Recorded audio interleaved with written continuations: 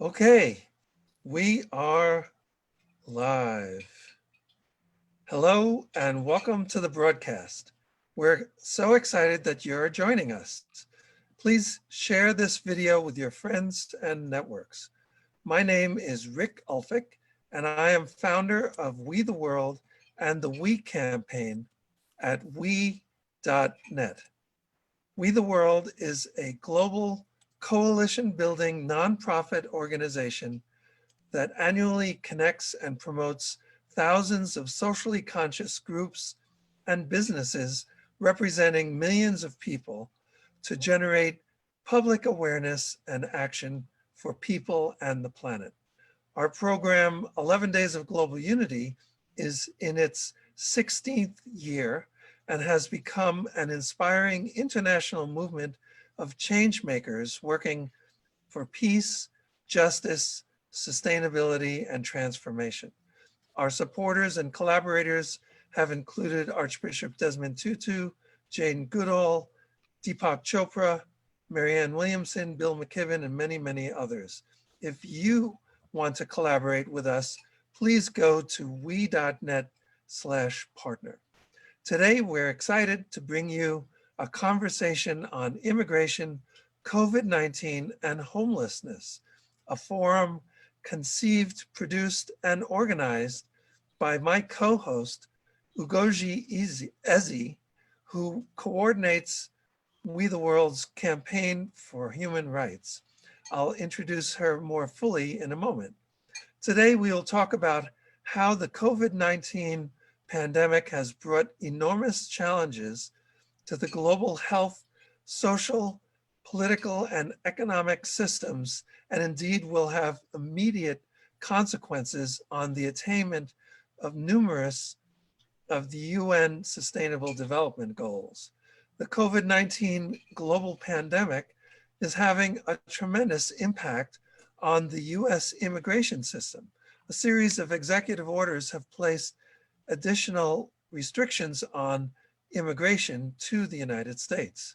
The COVID-19 crisis presents the international community with an opportunity to rethink human mobility for the benefit of all and to recover better through socio-economic inclusion of people on the move, utilizing their skills and positive contributions to societies.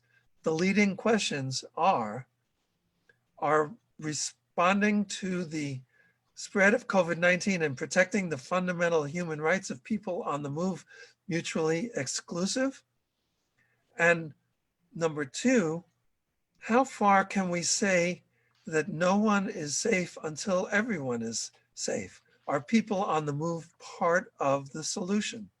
To discuss this, we have Paul DeVries, who is president of New York Divinity School, author, ordained minister, and a professional philosopher. He founded the Center for Applied Christian Ethic at Wheaton College, the Office of Volunteer Community Service at the University of Virginia, and he founded and co-led the Jewish Evangelical Roundtable, sponsored by the New York Board of Rabbis. Welcome to the broadcast, Paul DeVries. Thank you. I appreciate that. I'm delighted to be here, Rick. Thank you too. We also have Kenneth Abramowitz, who is a general partner and co-founder of NGN Capital, a worldwide healthcare venture capital fund, who was awarded the #1 analyst in medical devices and/or services for 15 years by Institutional Investor magazine. The creator of How to Save Western Civilization from Itself, Mr. Abramowitz serves on the boards of several organizations, including the Institute for the Study of Global Anti-Semitism and Policy. Welcome to the broadcast, Kenneth Abramowitz. Thank you very much for having me. It's great to have you. And with that, let's bring in my co-host, Ugoji Ezi. Ugoji Ezi is an attorney, author, entrepreneur, and a skilled producer of events and programs at the United Nations in New York. A former child refugee, she is a tireless advocate for women, children, and youth in conflicts and war zones, and has been recognized in combating anti-Semitism and related intolerance to achieve global peace. Welcome to the broadcast, Ugozi Eze. Hello there. Thank you so much, Rick, and thank you for my co-host in agreeing to host this meeting. As Rick has said, an attorney, and I was also a former refugee in the 1960s in the Nigerian Biafran conflict. Exactly. So could you please put the issues of immigration, COVID-19, and homelessness in perspective, and maybe talk about what you were just saying there, your experience when you, as a child, were a refugee yourself?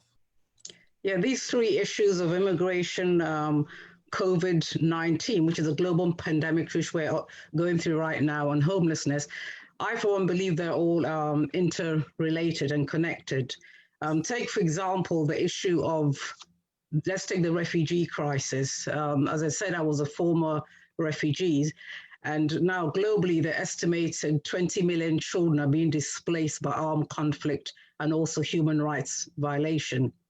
Now, 2/3 of these internally displaced children are displaced within their borders. These children are forced to flee their homes and become victims of violence, sexual exploitation, forced recruitment, malnutrition, death, and human trafficking and violence. I for one believe that the missing internally displaced children are the missing gap in the global humanitarian crisis, and they urgently need our assistance.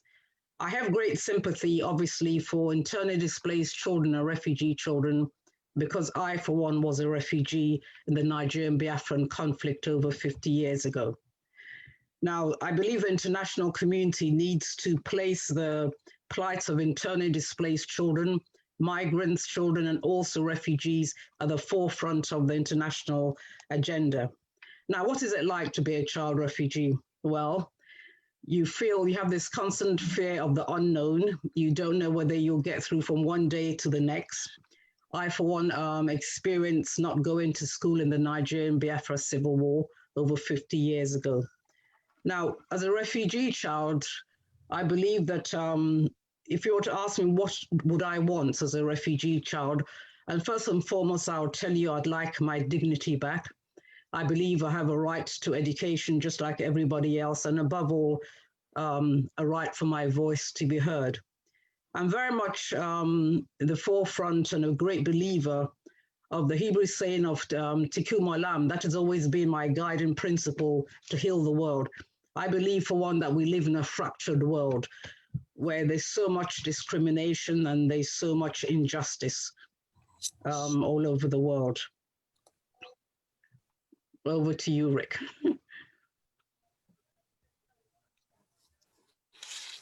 I have to unmute myself, sorry. And so thank you for that background. So Ugozi, do you want to connect with our other speakers to see their perspective, and maybe we can begin to get some thoughts about how these issues are connected and how we might go forward. Yes, absolutely. Thank you so much for handing across to me. I'd like to go straight across to Mr. Ken Abramovich.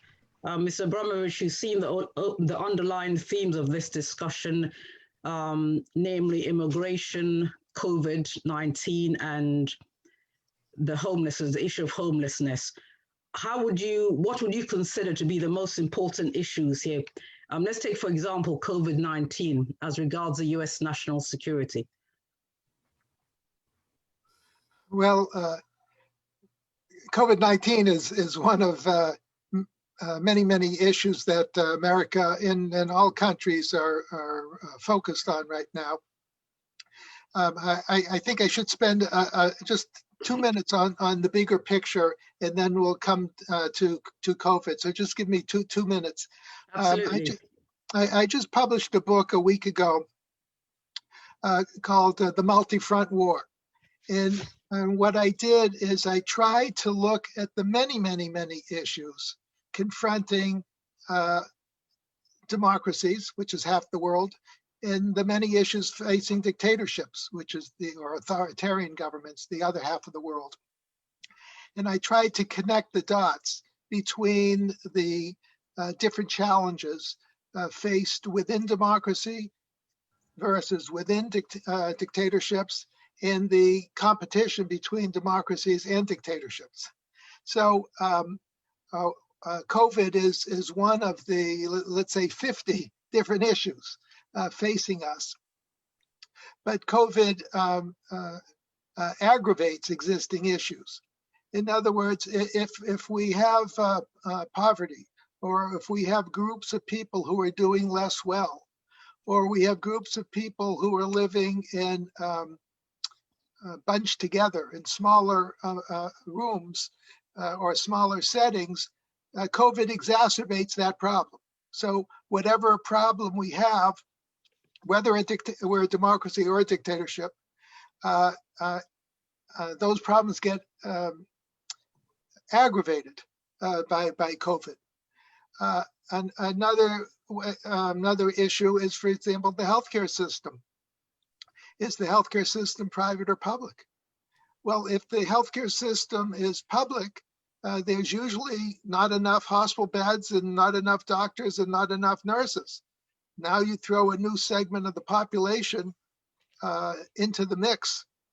In other words, patients with COVID, or you were talking about homelessness.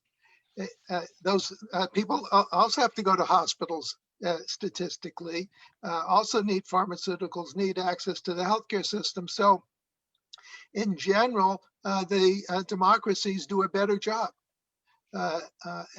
integrating people who are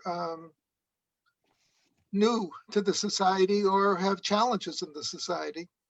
And dictatorships usually squander their resources building up their military to go attack one of their neighbors. So in my book, I tried to highlight the interrelationship of everything to everything.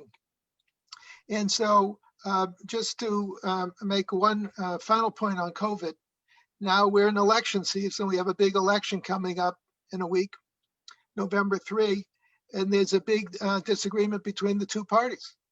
The Republicans would say, let's open up and let's live with COVID, adjust to COVID, and but carry on the necessities of society, work, school, play.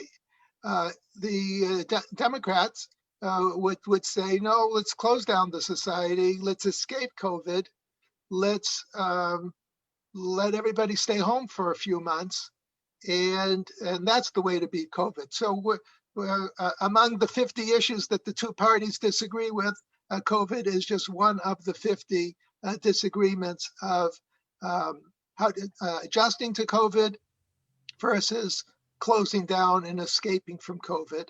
So I thought I would mention that in the mix of 50 different issues that I tried to address in the multi-front war. Well, thank you very much, Ken. So you would agree with me that the current COVID-19 pandemic has indeed overwhelmed the health systems, and the ensuing socio-economic disaster has exacerbated poverty and inequality within the United States and indeed globally. No, that would be more of a criticism that I would have for Europe, for example, or any country or a dictatorship. America always had excess capacity. America was a privately run healthcare system. Half the money comes from the government, but the hospitals are privately run. The doctors are in business for themselves. And so we have a lot of excess capacity. So when all of a sudden extra demand came from COVID patients or from immigrants or from homeless people, whatever it is, our system can handle extra capacity needs because the system was overbuilt, basically, and we can handle those extra challenges. However, in a Western Europe, where you have a heavily government-controlled healthcare system, and there wasn't much excess capacity for anything, for hospitals, for nurses, for doctors, and then you throw on a new population, whether it's immigrants or just or patients sick with COVID, and the system runs out of capacity. So I'd say America handled COVID very well. I won't say perfectly, but we handled the problem in a typical good decentralized American way. Okay, would you believe that it is important to encourage leaders, whether globally, whether within the United States or globally, to prioritize global health security? Well, let's take it from that dimension. One of the problems I've learned from America, America is as smart as we are and big and strong. We have enough trouble running America. we have so many. We have 50 different states that have 50 different opinions of whatever issue you can think of. We have two parties that are diametrically opposed on every single issue you can think of, and I wish America could help guide the world.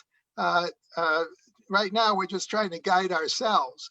And but theoretically, in a perfect world, if America solves its problems one by one, which we have a history of doing, the rest of the world will look at us and say, oh, we should emulate America on this issue or that issue or that issue, but not because America is controlling some other country, simply because America does a good job, hopefully on its own, and then other countries look at that and say, oh, I want to be like them. That's how American leadership sort of works. It's not like the dictatorships, where someone like a China can say, this is the way life works, or I'm going to invade you or bully you or take over your ports or something like that. America is not a heavy-handed country. We set standards in leadership, and we hope people follow us because it's good for them, not because we pressure them to follow us. Okay, thanks very much. I'll go across to Reverend Paul DeVries and put a question to him. Mr. DeVries, there's a biblical imperative that we're to, first and foremost, to love our neighbors and to provide for the most vulnerable in our society. Now, I, for one, believe that the faith-based community have a very important role to play regarding the most vulnerable in any society, and that also includes the homeless. Now, what is your take on that?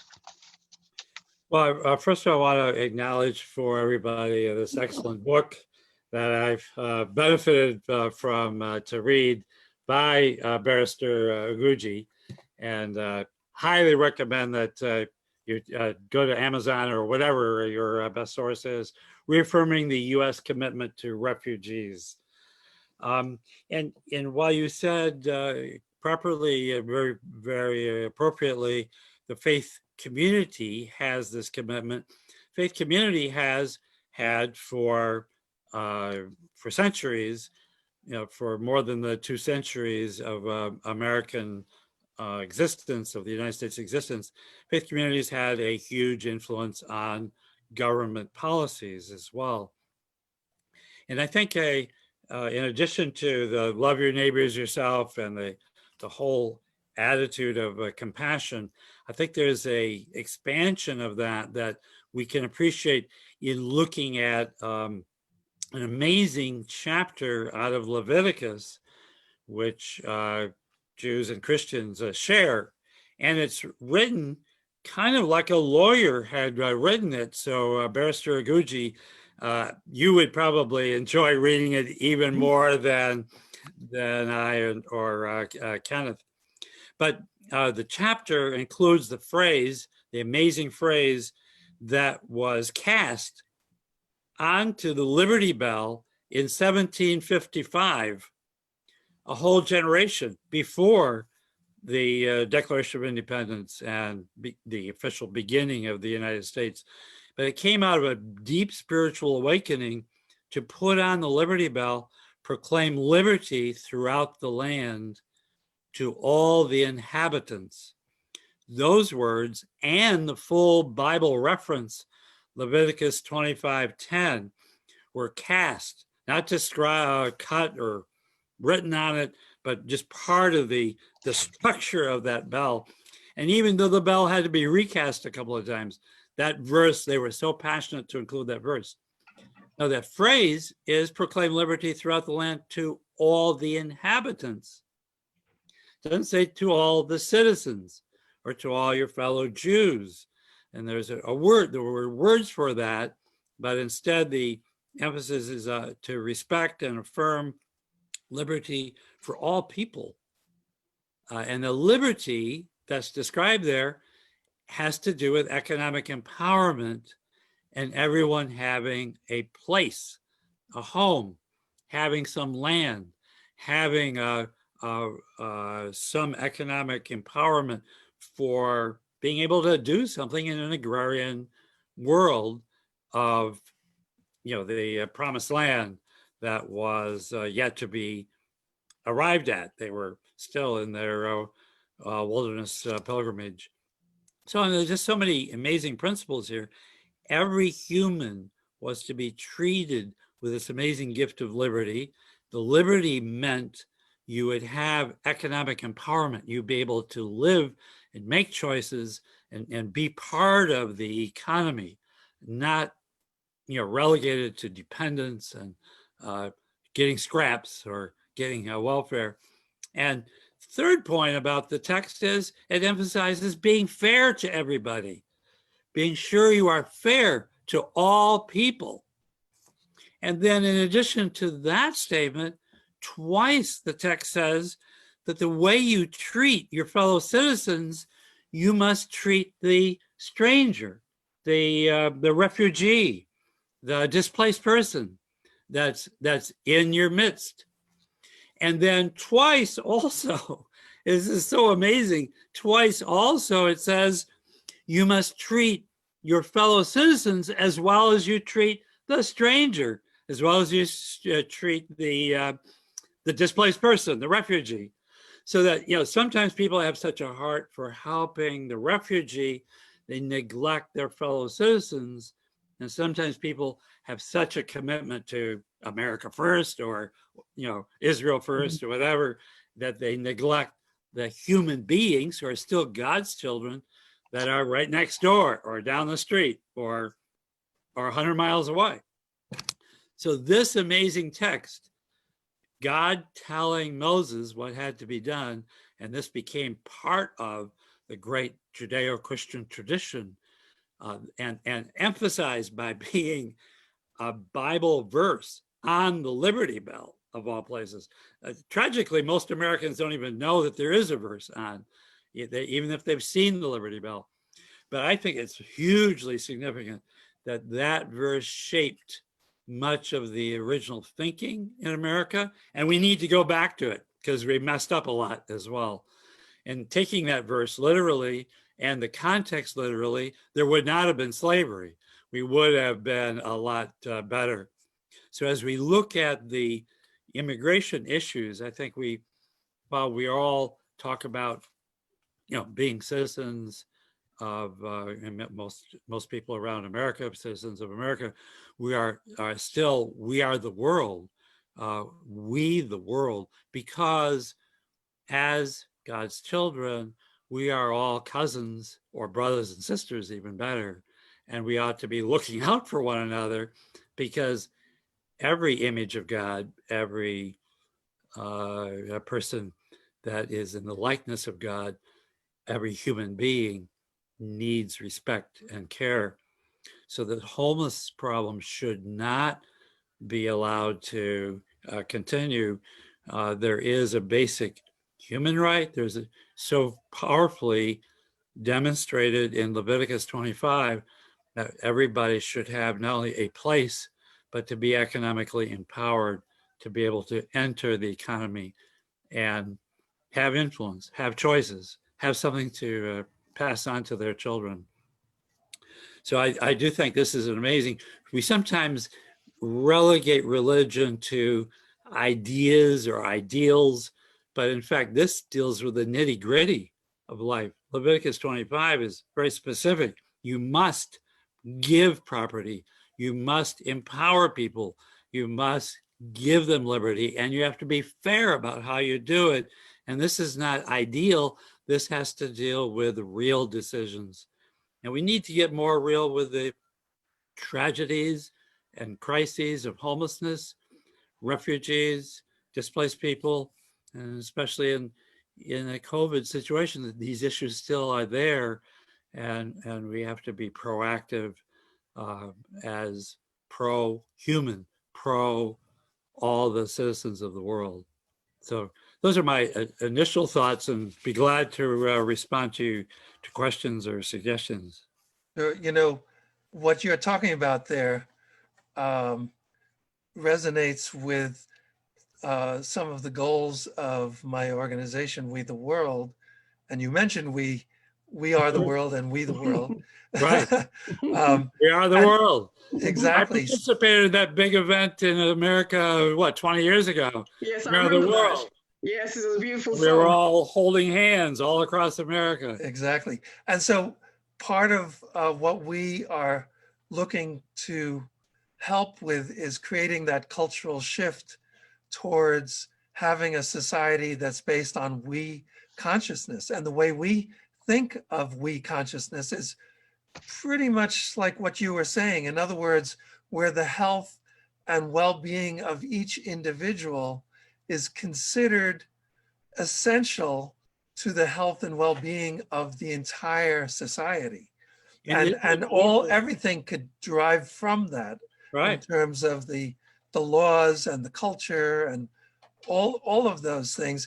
And for me, that is hopefully one of the lessons that we will all take away from this pandemic, because right now it's like on the headlines. If one person has has COVID-19 in your community, then everybody realizes that the community is in danger, is potentially in danger. Like one case could become the new patient zero for that community, and so we would love to extend that concept to kind of like what you're talking about, where let's say if there's one person who's homeless in the community, then the community is also the well-being of the community is also in danger. Sure. You know, but we're not quite there yet. But maybe we will make that transition from, you know, catching a potential disease just to the well-being and survival of community. What do you think? Absolutely, and I think it strengthens your case even more to say, by the way, this idea is more than 4,000 years old, and it's inscribed right on the Liberty Bell, and its whole context. Of course, the verse is there just to read the whole chapter, not just because we got to say there's a verse there, but and just the language. It's liberty, and liberty can be liberty from disease, liberty from hunger, liberty from joblessness, liberty from homelessness. So, but it's very clearly throughout the chapter not abstract liberty, it's empowered liberty, where you can do, you have the power to be active in the community, to be responsible, to help others, to be helped. And I think we miss that, both because we idealize religion, keep it as a Saturday event or a Sunday event or whatever, and when we don't relate to how that affects 24/7. And secondly, we kind of think God only has abstract ideas. No, God is intensely concerned with our use of very simple resources. What's in our pockets? How are we relating to the needs of people? Doesn't mean that we have to be careless and just giving lots of money to homeless people. We need to be able to meet their needs and empower them through training, through jobs, helping with job search, helping with guiding them in relationships. There are a lot of ways we release them from their homelessness. Doesn't mean, just giving money that they may not be prepared to use well. And any thoughts about this, Kenneth? Well, one of the issues that runs throughout my book on the multi-front war and throughout our conversation today is I measure societies and leaders on the basis of the famous words of our Declaration of Independence: life, liberty, and the pursuit of happiness. I monitor those three issues simultaneously all the time, whether I'm meeting somebody, listening to somebody, reading about somebody. And I measure America versus other countries, and I measure Republicans versus Democrats on those three issues. And to me, those are three big winning issues. And societies that are dedicated to life plus liberty plus the pursuit of happiness. By the way, they're all equally important. They happen to be 1, 2, and 3, but I look at them as equally important. Any society that cannot do one of those soon will not be able to do the other two. So to me, we have to do all three, and we have to do all three well. And it sounds easy. It's actually not easy for a society to foster life plus liberty plus the pursuit of happiness. There's a lot of trade-offs involved. But in general, I grade America a B. And most democracies a B. There's no such thing as a perfect society. So we have room for improvement, whoever we are, whatever society we are. In general, dictatorships get a D, a D, and a D on those three. And many dictatorships get an F, an F, and an F. But if you wanted to just average democracies versus average dictatorships, it's a B versus a D. So that's why I'm a big fan of democracies, and I want democracies to win. It just bothers me, though, that democracies have their own challenges that we have to overcome, but we have to stay committed to something that we should theoretically all agree on, which is life, liberty, and the pursuit of happiness. Yeah, could I ask you a question, Ken? First of all, I have your book. Oh, very good. I'm so proud of you. Okay, I'll hang it up here. Okay, Ken, in your book, could you explain to us what you consider to be the domestic and international threats facing the United States? Well, again, there's 50 of them, but let me put it together simply. It's democracy. It's democracy versus dictatorship. How should human beings be organized? Are we the people, so to speak? You talk about we the world. In America, we just talk about we the people. So are we the people in charge and the government works for us? Or is the government in charge and we the people work for them? So this controversy has been going on since the beginning of mankind and womankind, okay? When people were living in a cave, who's the leader? Is the leader chosen by consensus, call it election, or is the leader the dictator who happens to kill everybody else who disagrees with him and then becomes the leader? Okay, so when I say the battle between democracy and dictatorship, it's not like it's a new thing or it's just like happened or I just thought about it. It's a forever issue. I'll call it an endless war, if you want to call it. And obviously, I'm a fan of democracies. And I want to do everything to help America and any other democracy succeed. And I want to help any other dictatorship not succeed. Not that I have the power to do that, but I'm just saying intellectually, that's how I look at it.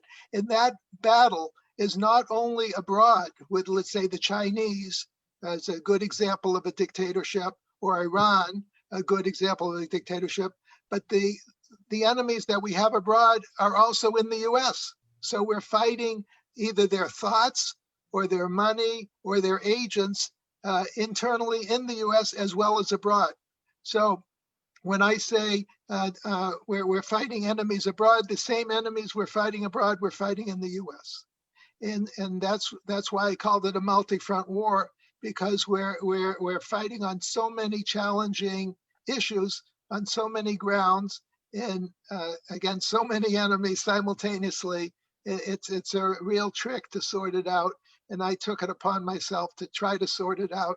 And I wrote this as a contribution to society to help other people sort out these multiplicity of issues.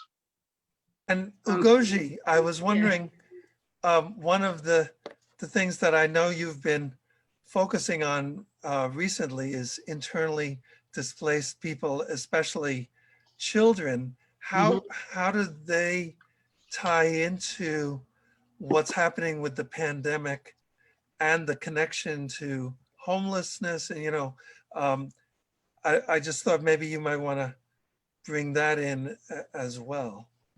Well, as I've said at the beginning, that internally displaced children, they're the missing gap in the global humanitarian crisis.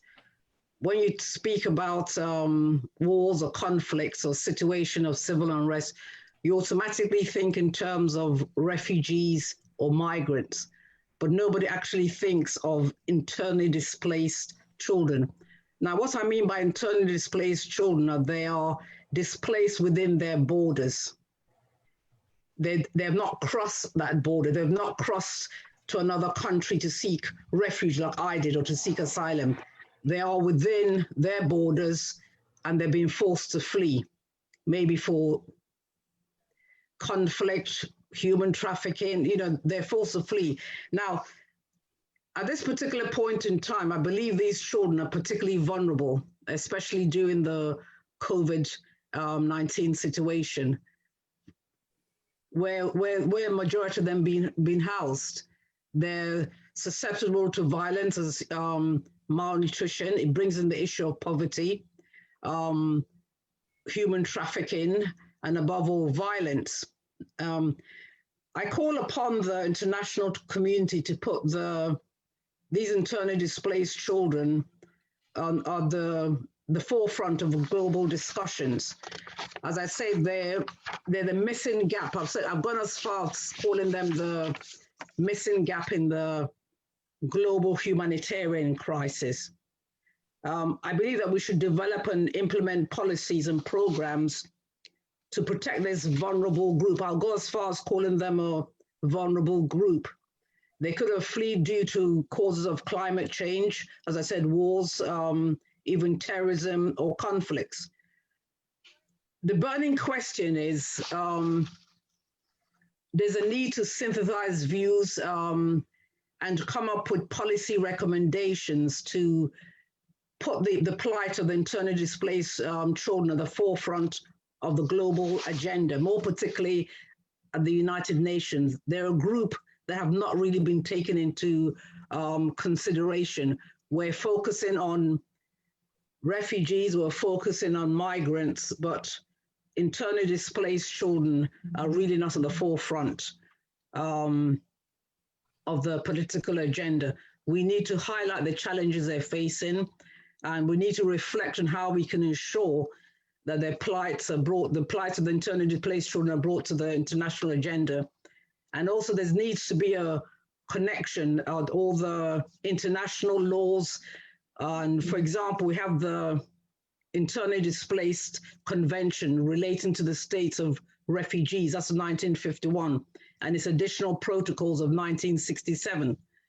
There need to be concrete laws which take into consideration the plights of internally displaced people, but more particularly internally displaced children. Right. I hope I've answered your question on that. Well, yeah, certainly. So let me just put it this way. How can we capitalize our efforts there's this discourse, international discourse of building back better. How can we build back our communities better, this post-COVID-19 era, to take into consideration the plight of internally displaced persons and children as well?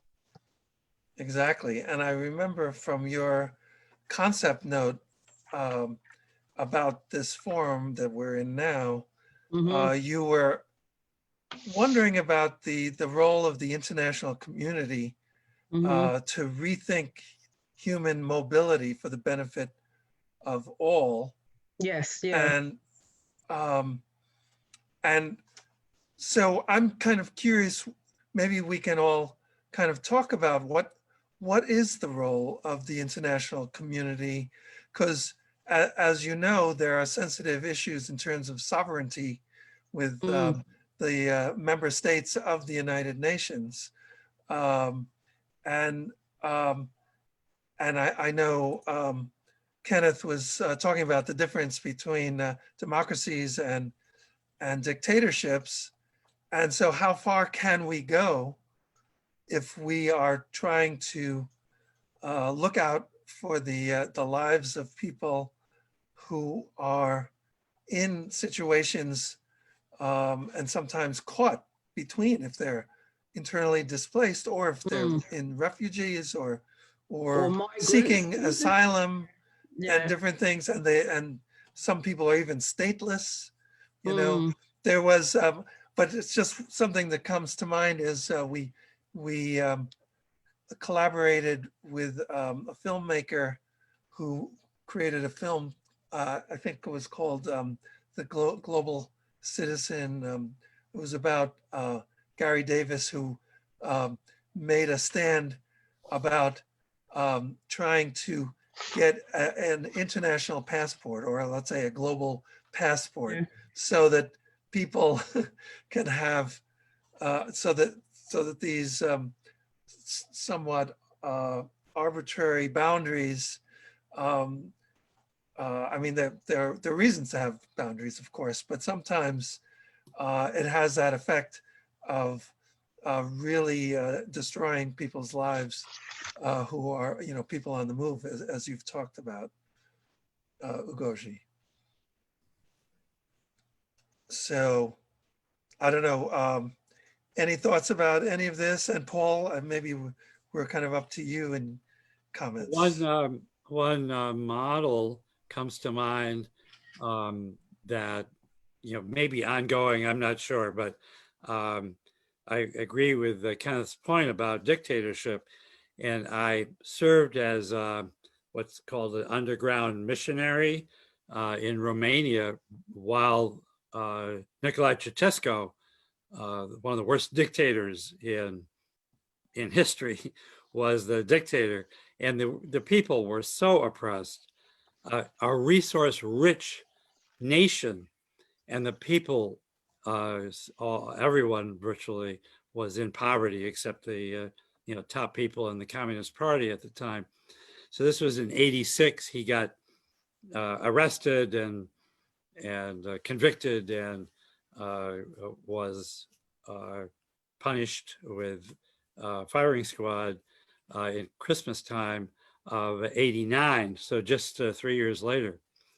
But what I saw, and then what I heard people talk about as I worked with some amazing human rights people and church leaders who did a lot of extraordinary stuff to help other people, you know, kind of behind the scenes, and in spite of the terrible laws and the oppression of the dictatorship, the country was labeled by President Reagan as a most favored nation, even though it was a model of evil in so many ways. But Reagan had the idea of calling them most favored nation and then threatened to pull that back if they didn't step forward, if the dictator didn't step forward to help people in need or to release people that were unfairly arrested or whatever. And I saw right before my own eyes this brilliant trickery, you know, godly, positive trickery of President Reagan doing amazing good in a very evil situation. So this is one answer to your question. How can we have an act of compassion for people that are being abused? And one way is through a national policy of giving giving these dictators benefits, but then threaten to withhold those benefits if they don't treat their people well. And the people got blessed and helped literally thousands of different ways because of that Reagan policy. Still ironic, because why would this awful dictatorship be a most favored nation? It was only a shrewd effort to help the good people of Romania to be less abused by their terrible dictator. You know, that reminds me of what happened with China with the most favored nation status. But I could be wrong, but my sense is that that kind of leverage was not really utilized to achieve progress towards human rights in China. Am I wrong about that? Yeah, I'm less familiar with China.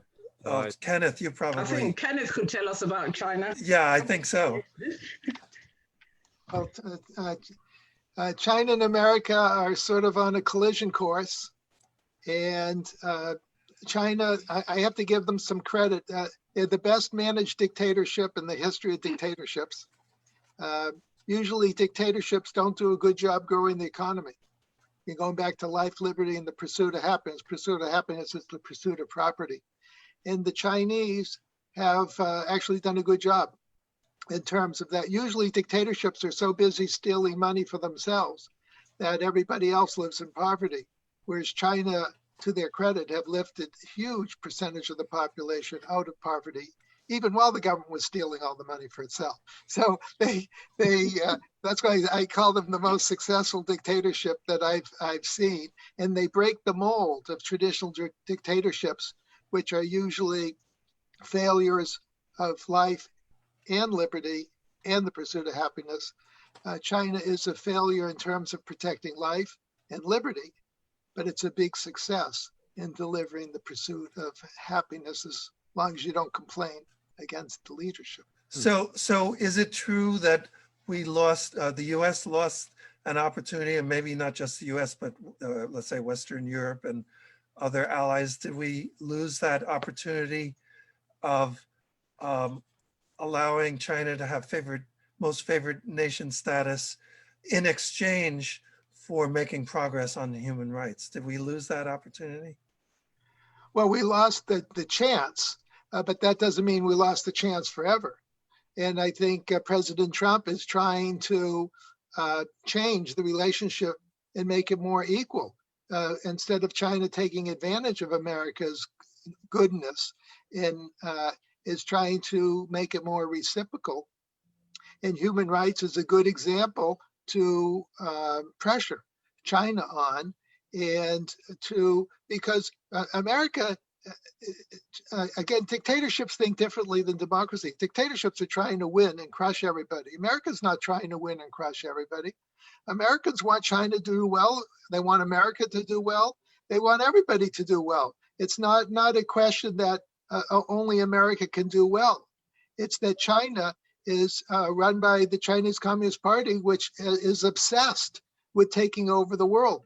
By the way, almost all dictators are obsessed with taking over the world.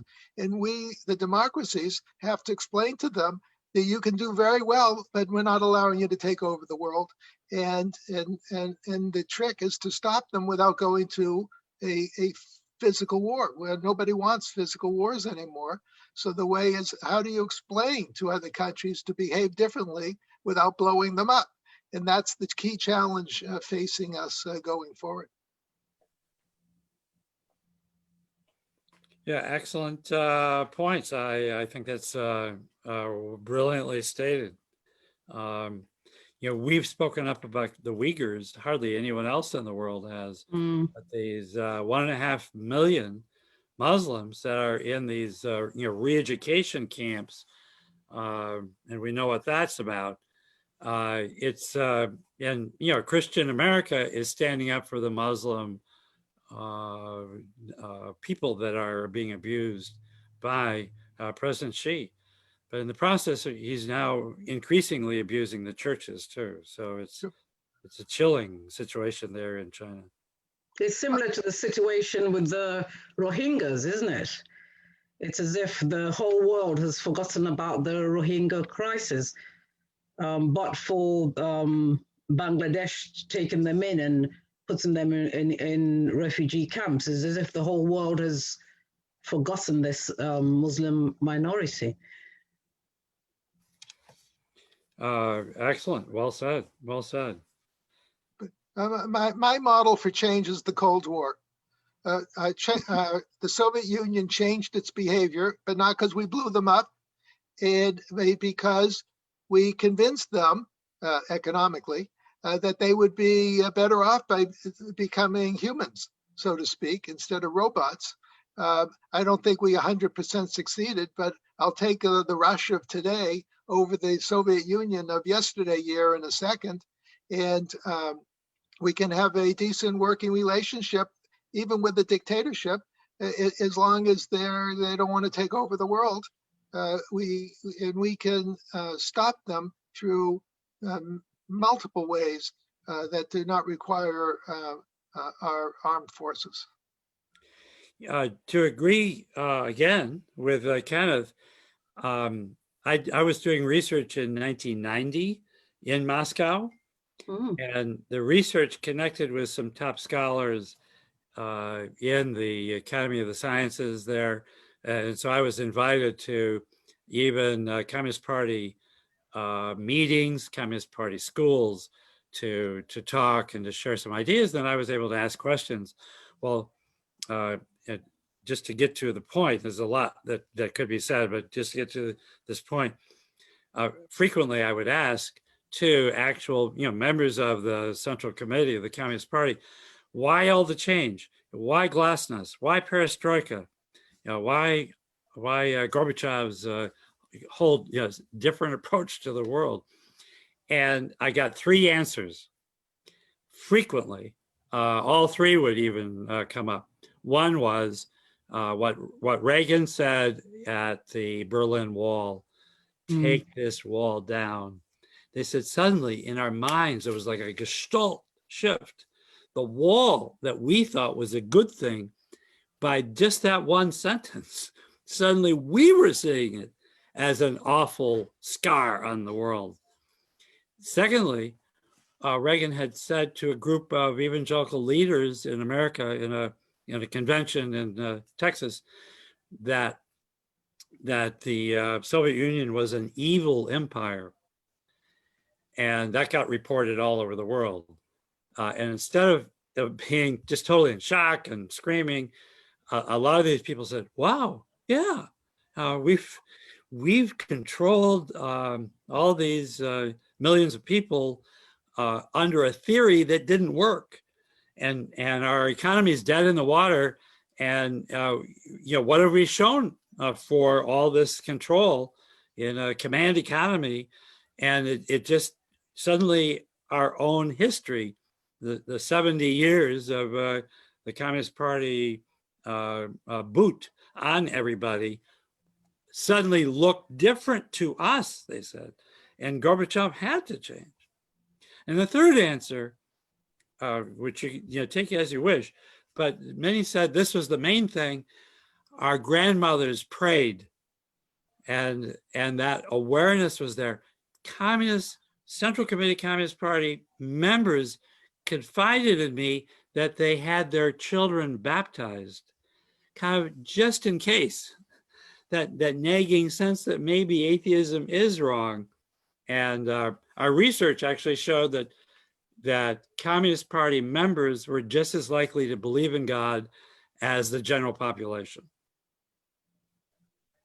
So it was those 3 points just stuck in my mind. Wow, only by asking the question would we have found out. And those gestalt shifts made a difference. So I agree. It was the Cold War produced those moments where things could be said that even changed the mentality of the top leaders of the Soviet Union. And we're thankful, we're grateful. Yeah, and I think part of part of how that change was made was also how people connected with each other culturally from the different parts of the world, the US and Russia. I mean, there were a lot of reasons, people connected on that level. And it sort of made me also think about the role of movements, especially social movements and young people, Tiananmen Square, the Arab Spring, which failed to a certain extent, but it still put, all of these dictatorships in the Middle East on, for the whole world to see what was going on. And so any thoughts about that, the role of social movements within countries and between countries that can begin to allow us to move towards, a we-based society, or a society based on the golden rule, as you're talking about, Paul? Well, I think even the fact that I was invited to help lead this research project in Moscow was a big step. And we were given permission to actually interview people on the street, interview people at the universities and so forth. And so it was the first time we did scientific sociological research. First time anyone did that kind of research freely in Moscow. And we had some of it done in other cities too. And then we had some cooperators in Beijing duplicating what we were doing in Moscow. So it became a kind of international research project, and I can explain it too if you're interested. But I think also international news broadcast. Here we have the Tiananmen Square protest, which was crushed, and thousands of young people were murdered, were slaughtered. It was a horrible ending to a beautiful protest. And thankfully, the protest was allowed to go on and on and on for weeks. But while that did not produce the desired results, that lit the flame in Eastern Europe that totally changed Eastern Europe. The courageous Chinese student helped start a tidal wave, a tsunami wave that hugely transformed Europe just in the next few months after that. Even though 2 or 3 of the European dictators went to Beijing to praise the dictator and to praise this violence against the students, the fact that they did that inflamed their own citizens all the more, and they had such courage to stand up against the dictators. And it was a beautiful time there in the last half of 1989, the 6 months after Tiananmen Square. So we still pray that the benefits of Tiananmen Square might still accrue to our dear Chinese brothers and sisters. Right, and some people are looking at Hong Kong as a potential also. Just made me think of that, but I'm sorry, Ugoji, did you want to say something? I was just going to say that the face of social movements have changed a great deal since Tiananmen Square. Nowadays, if I could say the social movements in the 21st century, we have the advantage of the cell phone. The cell phone is able to capture events that are happening. I'm not going to go into any specific event because I don't want to get involved, but I'm sure you know what I'm talking about. But the mere fact that young people can go on the streets and with the power of the cell phone, their message goes out all over the world. And 20 years ago, that wasn't possible. It took us time before it got onto the TV. But now with the 2 minutes, it's all over the world and it ignites the movement. You only have to look now to see what's going on in Belarus every day. It's getting out there. A few years ago, most of those countries were closed. We would not have been aware of what was going on. And the issue of this social movement is also, I believe, will take off in Africa. I'm not going to be specific, but that's all basically I'm going to say. A beautiful thing in Africa, far more people have cell phones than have electric current in their homes. I mean, twice as many people have cell phones as have electric current in their homes. They have to walk miles to recharge their cell phones, but they're connected. They've got their cell phones with all the amazing things that our cell phones do. So that's a huge step for human rights and connecting us as a family, as an international family, we the world. And yes, exactly. And Ken, any thoughts about that? The role of social movements to achieve what you would like to achieve, which is making that shift within dictatorships to begin to allow people to have liberty, Life, and liberty, right? life, liberty, and the pursuit of happiness. Yes. That's right. Well, look what's going on in the Middle East. It's so encouraging. You know, nothing good ever takes place in the Middle East, right? Okay, but in the last few months, UAE and Bahrain and now Sudan have reached out to Israel. Now, this was used to be a hot war 70 years ago. Then it's been a Cold War, basically 70 years, like the Soviet Union's Cold War. And now, one by one, the Sunni Muslim Arab countries are saying, why are we doing this? We have our disagreements, fine.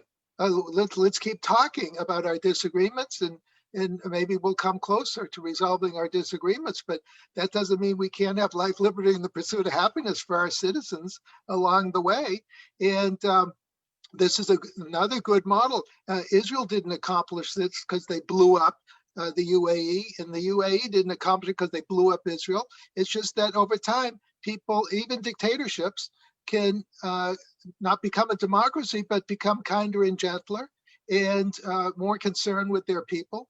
And so I would say what's going on in the Middle East is exactly what we were just discussing, of how to close the gap between democracies and dictatorships without killing people, simply aided by the internet and the phones and all that we were discussing. A very positive development. And I pray that Biden's promise to elevate Iran by renewing the agreement doesn't blow up this beautiful movement now. The suppression of Iran through these ways of limiting their economic activity, the different sanctions that Trump has put on, has really liberated everyone else to be more civilized and humane. Yeah, so the irony is we have to give credit to President Obama and Vice President Biden. They so scared the Sunni Arabs by befriending the Shiite Iranians that they basically broke down the barriers between the Jews and the Muslims, which someone would say, oh, you never can break down those insurmountable barriers. But you arm Iranian lunatics with nuclear weapons, and all of a sudden Jews and Sunni Muslims are like, hugging and kissing. Whoever would have forecasted that? Never say never. Right. Well, let's rearm the Ayatollah and all the mullahs. So, Ugoji, do you want to sort of bring us all together for the finish of our discussion? Yes, I would. I'd like to first of all thank Rick and We the World, and thank Ken and thank Dr. Paul for such a lively discussion. And the closing remarks to be basically, if I could go back to the leading questions, namely responding to the spread of COVID-19 and protecting the fundamental human rights of people on the move. Are they mutually exclusive? And how far can we say that no one is actually safe until everyone is safe? And are people on the move, are they part of the solution? And finally, as a woman from the African continent, or half Nigerian, I'd like to end by quoting an African saying by Desmond Tutu, if I may quote. One of the sayings of our country is Ubuntu, the essence of being human. Ubuntu speaks particularly about the fact that you can't exist as a human being in isolation. It speaks about our interconnectedness. You can't be human all by yourself. And when you have all this quality of Ubuntu, you're known for your generosity. You know, I believe that in the spirit of Ubuntu, we are all global citizens, and we should adopt the African philosophy, namely, I am because we are, or others, and a person is also a person through others. So basically, what I'm trying to say is that we are all indeed our brother's keepers. We should think about the most vulnerable in our community, more particularly refugee, migrants, internally displaced persons, and internally displaced children. Once again, I'd like to thank Rick and also Ken and everybody buy his book. And also a huge thank you to Dr. Paul de Vries. Thank you so much. Yes, thank you all. And I also want to invite people, if they want to learn more about We the World and the We campaign, please go to we.net.